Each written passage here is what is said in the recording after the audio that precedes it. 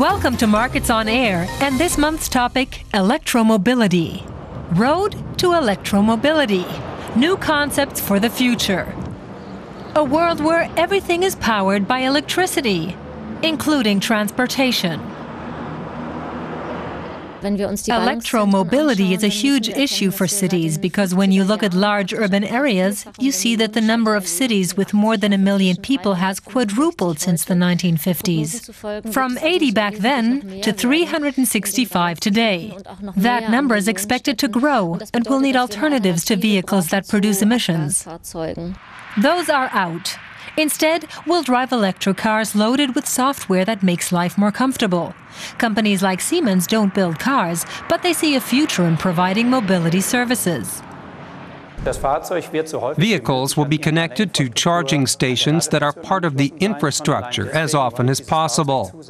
The car will be linked to my cell phone and to my personal diary, so the vehicle will be automatically able to determine when I need the car and where I want to go, and charge the battery accordingly.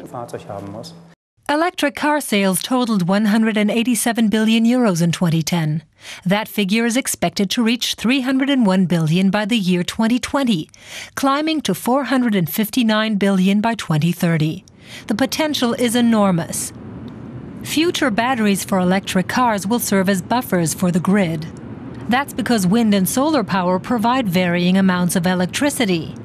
The future is electric, and that will force car makers to develop new technologies. High-power batteries made in Germany. This box might determine the future of road traffic.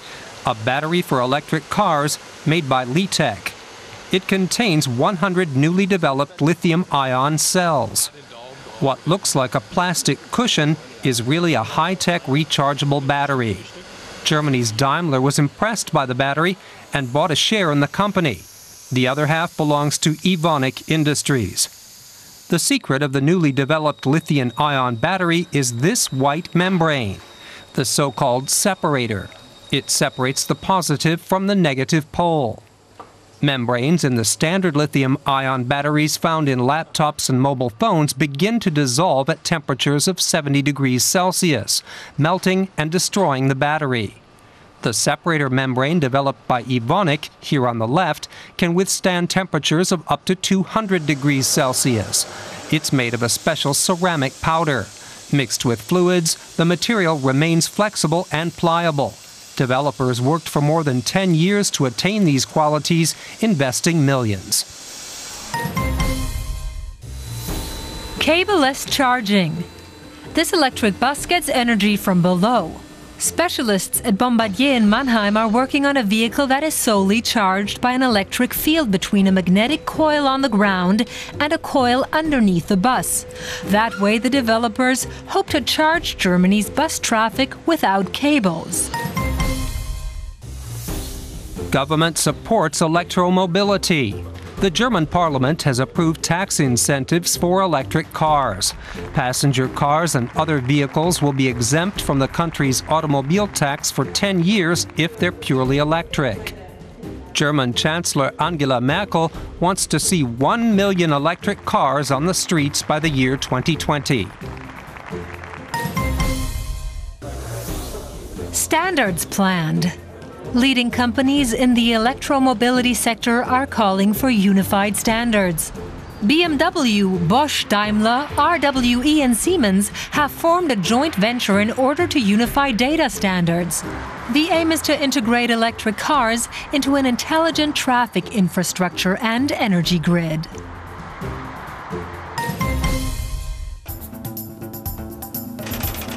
"88% of all motorists surveyed in Germany respond positively to electric cars, and they're open to new technologies. 3/4 of those surveyed say they would even buy an electric vehicle. But many say the price is still too high." European norm, universal plugs. At the Mennekes company headquartered in Germany's Sauerland region, 400 workers make plugs and connectors for all kinds of uses.